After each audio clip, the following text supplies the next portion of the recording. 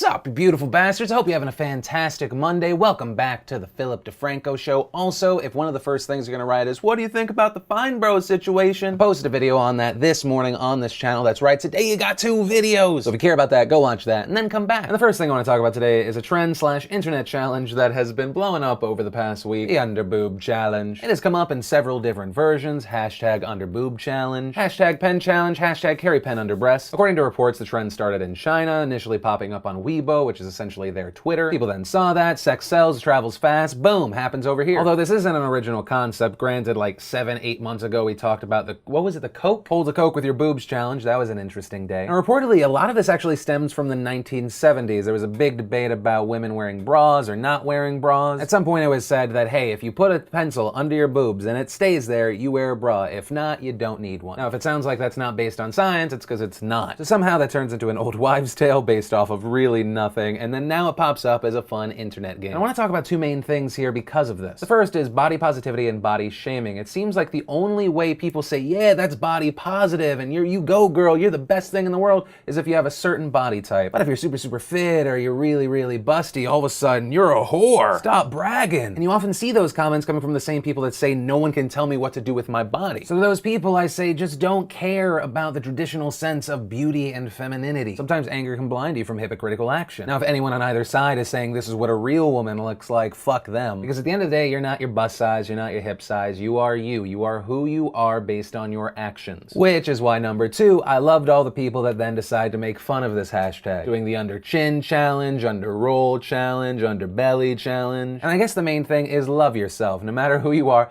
love yourself, but don't turn that into having to hate on others. Staring down others doesn't make you any taller. And from there, I want to share some stuff I love today, and today in awesome. And the first bit of awesome is we are starting to get Super Bowl ads before the actual Super Bowl. Hyundai and Heinz took 2 different things, but the same concept of overwhelming adorableness. Heinz did it with a crap ton of wiener dogs and hot dog costumes, and Hyundai did it with a crap ton of Ryan Reynolds. Thank God there's only one Ryan Reynolds. No one would get laid ever. Then, if you missed it, Conan met his censor, which was fantastic. Tell me if these are acceptable. Sir Dangles? Yes. Manaconda? Yes. Bananimal?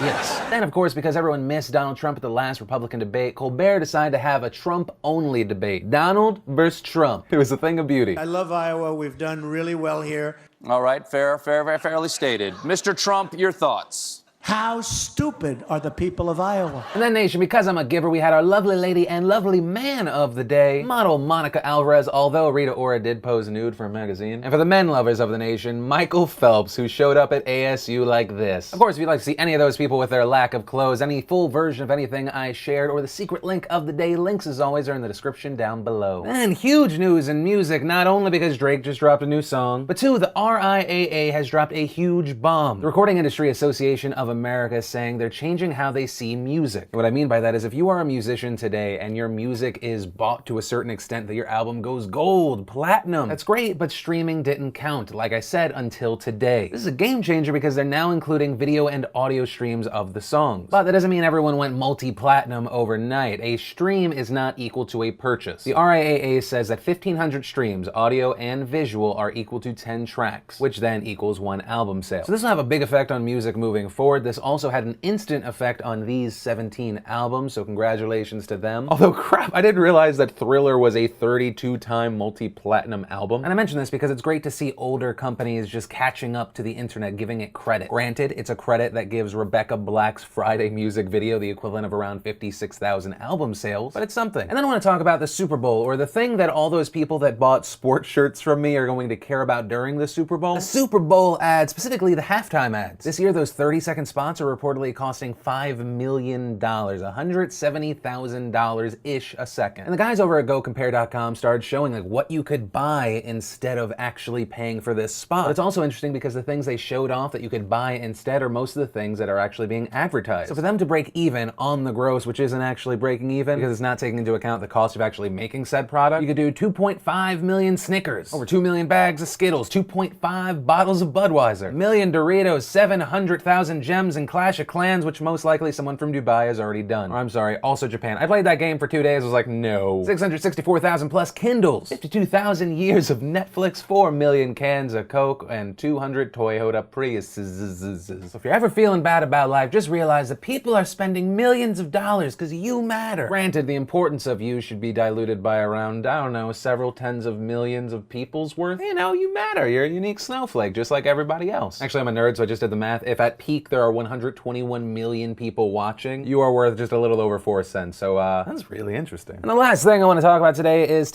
actually the first day of Black History Month. So hug a black person. I think, is that what you do? Nope, it's the remembrance of important African American people and events in history. I'm joking, obviously. I know what Black History Month is, but I know what I want to touch on. One, black people, I love you, but I also love everyone else. So I guess, you know, it's special, but it's not special. Even though we've come so far and there is so much further to go regarding race relations and equality, you can just go online and you can see people standing up against race mixing, the ability to vote, the ability to not have to be segregated. People just being beat in the streets or killed because they just wanted to be equal. And everyone needs to realize we gotta love each other more, we gotta appreciate each other more. No one's born wanting to be on the wrong side of history, and the only way we can change the future is now. But that's just my opinion, nation. I love your faces. I hope you have a good day. I am going to go take a nap, but remember, if you like this video, give it that like. Love if you're new here, hit that subscribe button. Also, if you're not 100% filled in, there's a brand new Vlogity, DeFranco fam, new podcast. Been really enjoying those. I'm glad you guys are too. But that said, of course, as always, my name's Philip DeFranco. You've just been filled in. I love your faces, and I'll see you tomorrow. Right? I get divorced, she gets half, or whatever the hell our contract says.